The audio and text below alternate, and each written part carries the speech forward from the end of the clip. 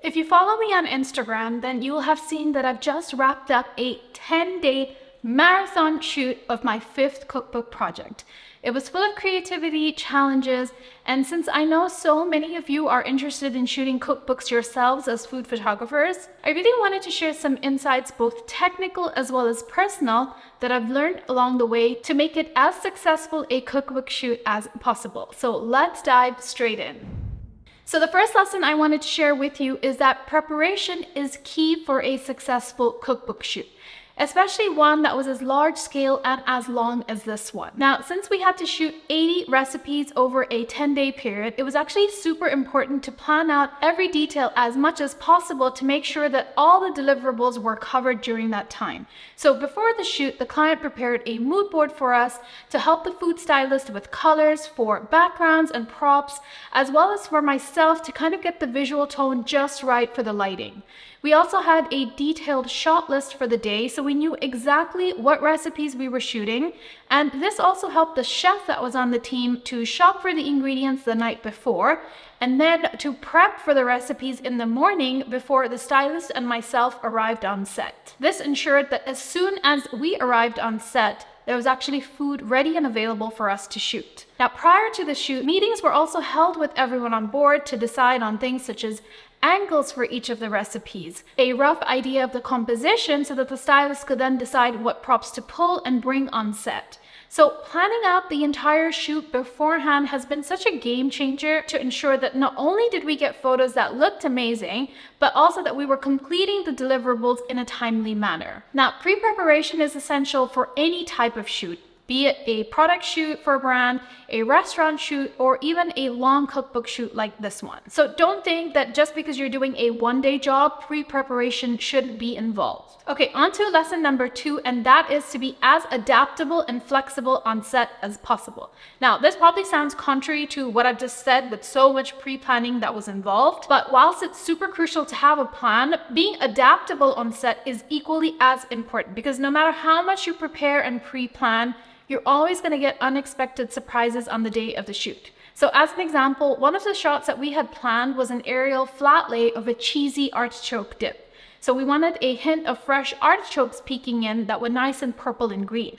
But on the day, we couldn't source any fresh artichokes. So whilst we had the composition, the props, and the angles ready beforehand, everything had to be changed last minute due to the unavailability of ingredients. So it's really super important like that to be ready to pivot and change based on any obstacles that come up whilst you're on a shoot. If you're not somebody that can think on your feet or adapt on the spot, especially when there's so many people on set and so many deliverables to get through, then this can be a problem.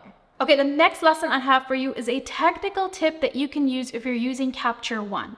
Now, when you're on long shoots such as this one with so many recipes, so many overall images being taken over the course of several days, it's really important to stay organized. And one of the ways that I like to do that is by creating subfolders within Capture One. So whilst I had one session for the entire cookbook shoot, within Capture One, I was able to create specific capture folders for each day of the shoot. So for this project, I had a total of 10 capture folders within the main capture session. And then as soon as an image was approved by the client, I would immediately flag that as read. And this level of organization just makes post-processing and editing such a breeze and really cuts down on your editing time. On top of that, if the client ever requests that, hey, we need X recipe from day 4, you're not browsing through hundreds of photographs to be able to locate that. Okay, whilst we're on the subject of cookbooks, one of the most common questions I get asked all the time is, how do I even book these cookbook projects? Or how do I book any clients for food photography for that matter? So I actually have a free live training workshop over the course of 3 days that dives into detail on how to get high budget clients on a consistent basis and actually get paid for food photography. You can actually check out the details for that in the description box below. Okay, the next lesson I have for you is on people management. On a cookbook shoot like this, there's usually a crew of people, and each of them have their own opinions, their likes, and their dislikes. In fact, most of my shoots have at least 5 people on set. So it's really an art and a science to be able to make everyone feel heard and understood, whilst also ensuring that the cookbook author's own vision and opinions are being brought to life. So your communication and your people management skills is really crucial to ensure that you're able to manage a large number of people whilst ensuring a smooth shoot, and that also all the deliverables are being completed day by day. So it's a bit like conducting an orchestra, because everyone's bringing their own expertise, but it's your role as a food photographer to harmonize those skills into one complete, beautiful image. You'll have the food and the prop stylist bringing their views on aesthetics, the chef who wants their dishes to look perfect and pristine, an art director who might have like a big picture overview of the whole book, and then you also have the cookbook author who has their own views on the final dish as well, plus your own views as a food photographer. So as you can see, there are a lot of opinions, and it's really important you as a photographer is managing all of that. Okay, on to another lesson, and this time again I'm going to go back to Capture One. So one of the main advantages of using Capture One as a professional food photographer is the ability for you to proof the images in the color space in which they'll be printed. So if your images are actually going to print, such as a cookbook, then make sure you're actually taking advantage of this feature, because the last thing you want to do is have a book printed and your editing looks nothing like what you had envisaged or what you saw on the screen. So what you want to do is that inside of Capture One, you want to go to View, Proof Profile, and then input the color profile that's been agreed between you and the client or the graphic designer. And this way, you'll be able to then view the images exactly how they'll look once they're printed in this color profile. This is such an important quality control step that I think a lot of photographers don't realize that Capture One has the ability to do, or it's not part of their workflow in post-editing. So regardless of if it's a cookbook, it could be any commercial shoot where your images are actually getting printed. Okay, the next lesson is also another feature within Capture One, and this is where you're able to add in your own custom crop. Now, most of my clients actually prefer me to take my images with plenty of space around the images and nothing cropped, so that they can then crop for various platforms themselves. So I usually shoot zoomed out, and then they'll crop for stories or for Instagram or for a menu. But when you're shooting a cookbook, the main concern is what the crop will look like inside the cookbook. So always ensure that you've asked the author or the graphic designer on set what the crop of the images is going to be before the shoot, and you can actually add this as a custom crop inside of Capture One. Then on the day of the shoot, even if you're shooting zoomed out, you can always check what the image will look like once it's been cropped specifically for that custom crop. This way you're ensuring that even if you're shooting zoomed out, your composition is not going to look compromised or odd when cropped. Okay, on to the next lesson that I have for you, and that is that cookbooks can actually be draining to shoot. Yes, you heard me right.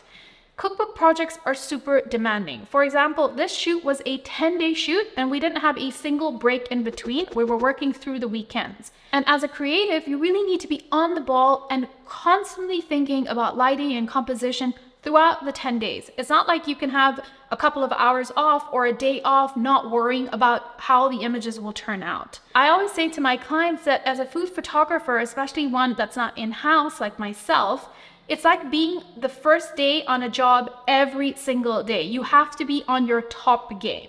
Now, another way they can be demanding is if there isn't an art director to provide mood boards or lighting direction or guidance on color preferences, depending on the client's budget.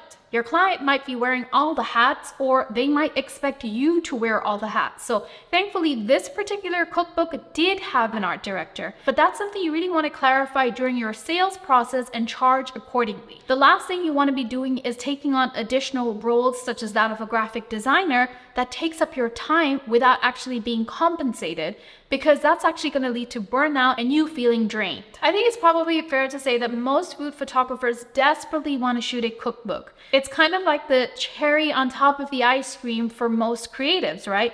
Purely because of the amount of creativity and the allure that you have of having these amazing images to add to your portfolio, as well as the authority you have when you've actually shot a cookbook. But you also need to set realistic expectations with the client from the start. Don't get pulled into the allure of shooting a cookbook. You may find yourself taking on additional responsibilities that are outside the initial scope. And if this is something that does happen, then you need to bring this up, as well as discuss any extra compensation, or maybe even revisit the project agreement and contract. And this goes across the board for any shoot where you see scope creep coming in. Okay, the next lesson I have for you is dealing with the deliverables that are agreed versus the opportunities that actually present on set.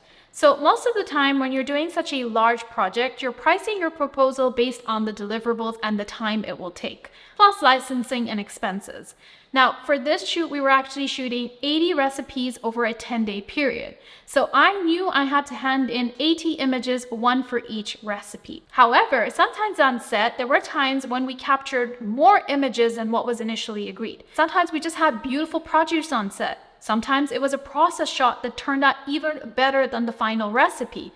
Or maybe it was an action shot that really added to the storytelling of the cookbook. So even though you've got a set number of deliverables, always be on the lookout for these extra special moments. It's actually your job to be looking out for these extra opportunities on set. And usually these are some of my favorite images as well as those for the client. So for this cookbook as an example, I actually delivered over 120 images, and this didn't actually require any extra time on set, but a little bit more extra time in editing. But in the end, what that equated to was a very happy client. One that's likely going to rehire me again and again, and one that will definitely refer me to other businesses. So whilst your proposal and contract will outline the essentials, don't skimp on taking extra photos that weren't in the initial plan just because they're not part of the contract. Now, if you've enjoyed this video, then definitely check out this one here on editing mistakes that are likely ruining your photos, because whilst half the work is done while shooting, the other half is actually done in editing. So I'll catch you there.